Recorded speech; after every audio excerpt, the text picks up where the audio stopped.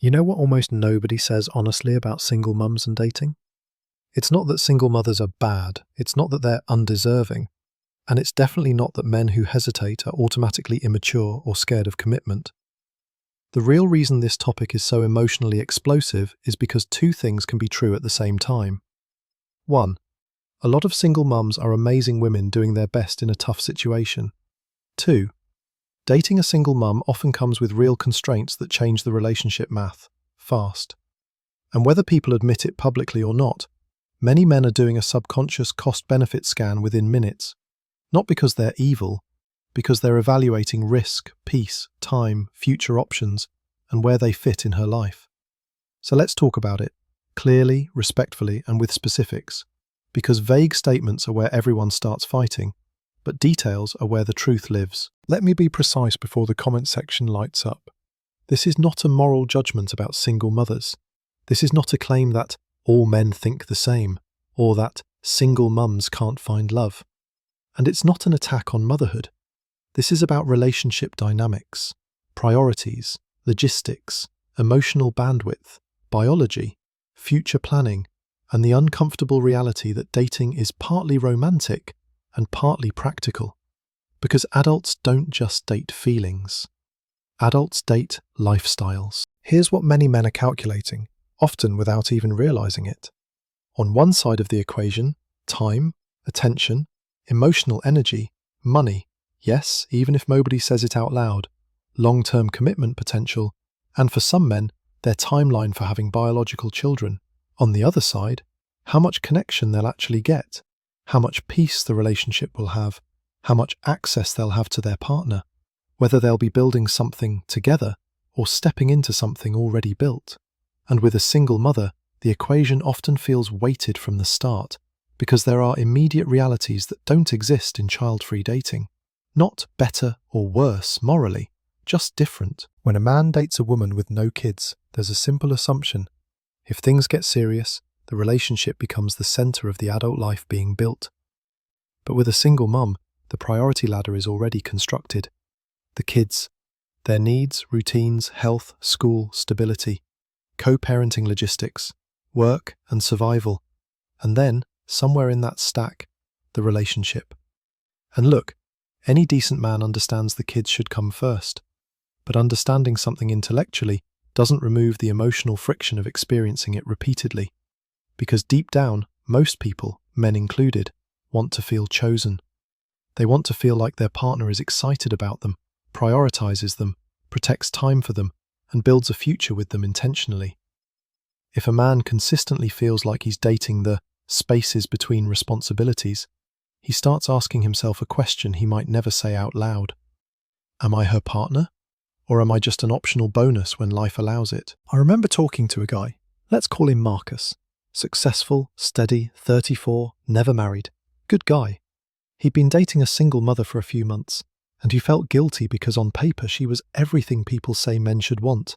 Kind, smart, attractive, responsible. But he kept feeling resentment creeping in. Not because he hated kids, not because he wanted to be selfish, because reality kept punching the relationship in the face. Plans changed last minute. Date night got replaced by kid got sick. Spontaneity became a fantasy. And every time he pictured the future, he saw himself investing heavily into a life where he wasn't the foundation, he was the add-on. He said something that stuck with me. I feel like I'm auditioning for a role that was written before I arrived. And that's the part people don't say out loud. A lot of men don't fear single mums. They fear the role they'll be placed into. Another thing that quietly drains men in these relationships is the imbalance between effort and access. He's expected to show up consistently, be understanding, be stable, be patient, be flexible, be supportive, be emotionally mature. Meanwhile, she's often exhausted because her life is actually exhausting. Work, parenting, bills, school schedules, laundry, meals, a custody plan, emotional stress, and then dating on top of that. So what happens? He brings full boyfriend energy and he receives limited girlfriend availability. Not because she doesn't care, because her bandwidth is finite. And over time, some men don't feel like they're in a relationship. They feel like they're in a holding pattern. This is what it looks like in real life. He gets off work, showers, gets ready, is actually excited to see her. Then, "Hey, my babysitter cancelled. I'm so sorry. Rain check?" He says it's fine, because what else can he say? And once, it is fine. But when it becomes a pattern, twice, 5 times, 10 times, his enthusiasm starts dying in tiny pieces. Not because he's heartless, because consistency builds attachment, and inconsistency builds emotional distance. Now let's address the part everyone dances around. When kids are involved, the ex isn't just an ex. He's a co-parent, a permanent contact, a lifelong logistical partner. That means regular communication, shared decisions, shared history, shared access.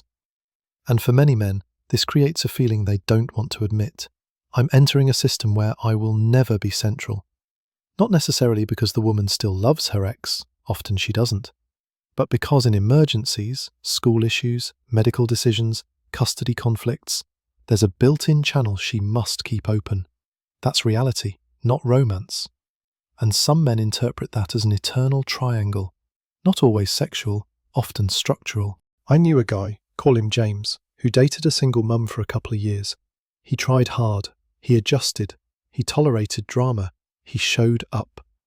Then one night, her ex called late with a crisis, and she left immediately to handle it for the kids. And James just sat there thinking, so no matter what I do, I'm not the emergency contact. I'm not the core partner. I'm the supportive guy in the background. Again, she wasn't a villain. She was a mother managing a reality. But to him, that moment clarified the hierarchy.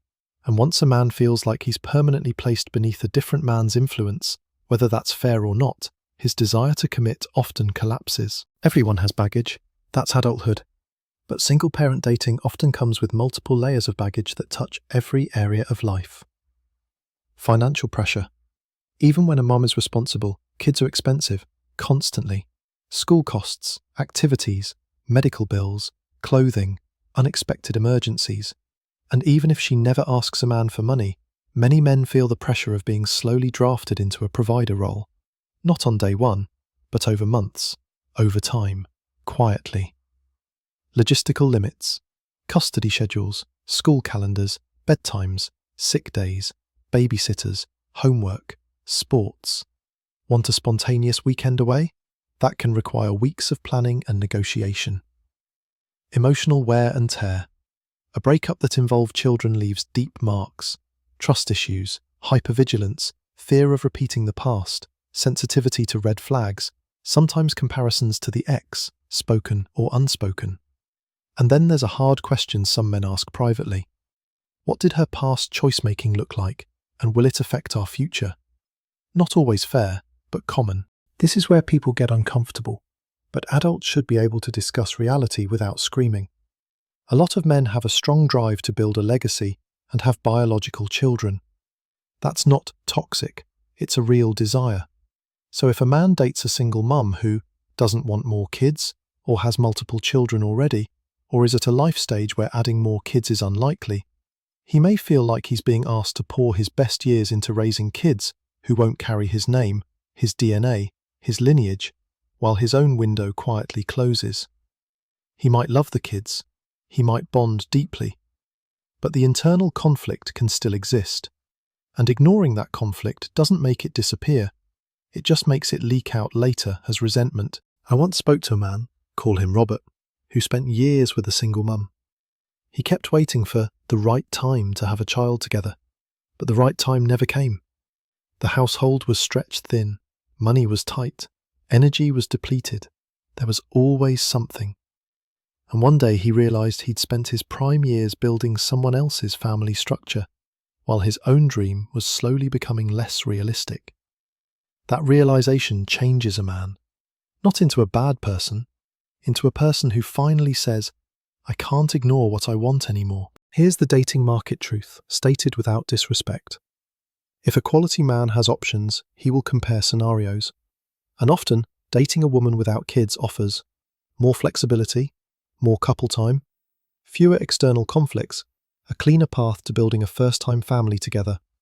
while dating a single mum often includes less availability, permanent co-parenting presence, more scheduling complexity, slower relationship progression, higher emotional and logistical demands. So the single mum is not less worthy. She's just offering a relationship package that requires a specific type of man at a specific time in his life. And that reduces the pool. That's not hate. That's compatibility math. Now, if a man does commit, there's a fear many step partners carry. What if I do everything and still have no real place here? Because step parenting can become a painful contradiction. Expected to contribute, expected to show up, expected to help raise, but not always allowed to lead, discipline, or truly be recognized as a parent figure. And worst case scenario, if the relationship ends, he may lose access to kids he bonded with, without legal rights, without closure. That risk alone is enough to make many men avoid the situation entirely. A big silent killer in these relationships is respect, coming from all directions. Kids may resist him. You're not my dad. The ex may disrespect him because he knows he's permanent and the new guy might not be. Family members may treat him like temporary staff, not real family. And sometimes the man feels like even the woman, unintentionally, treats him as secondary because everyone else's needs are always louder. Respect isn't just about politeness. Respect is, I protect this relationship. I make room for you. I don't just fit you in. When a man doesn't feel that, commitment becomes psychologically expensive. This is the common pattern. It starts with optimism. He thinks, I'm mature, I can handle it, I'm not like other guys. She thinks, he sees me, he accepts my life, he's steady. Then reality shows up.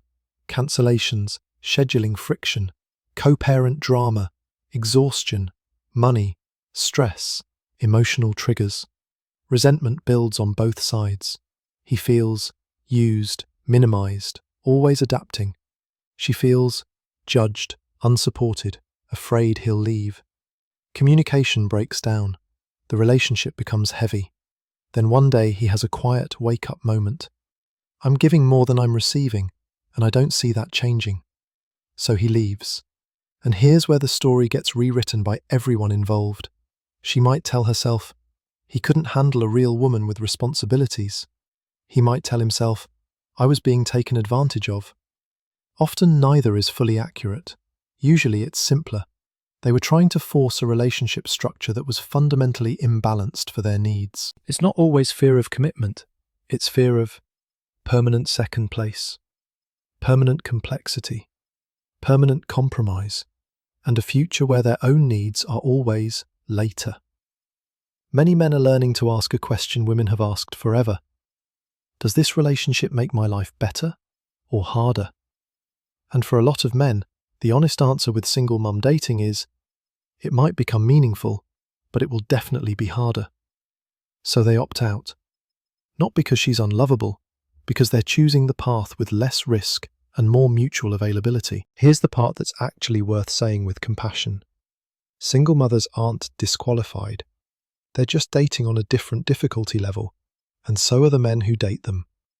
When it works because both people are clear-eyed about priorities, about boundaries with the ex, about expectations, about timelines, about roles with the children, about finances and authority, and about creating real couple space, not just leftover space. But if someone is offering a relationship where the other person consistently feels like an accessory, not a partner, the relationship won't survive, no matter how good both people are. That's not hatred. That's human psychology. If you want more videos like this, honest, specific, and not sugar-coated, subscribe.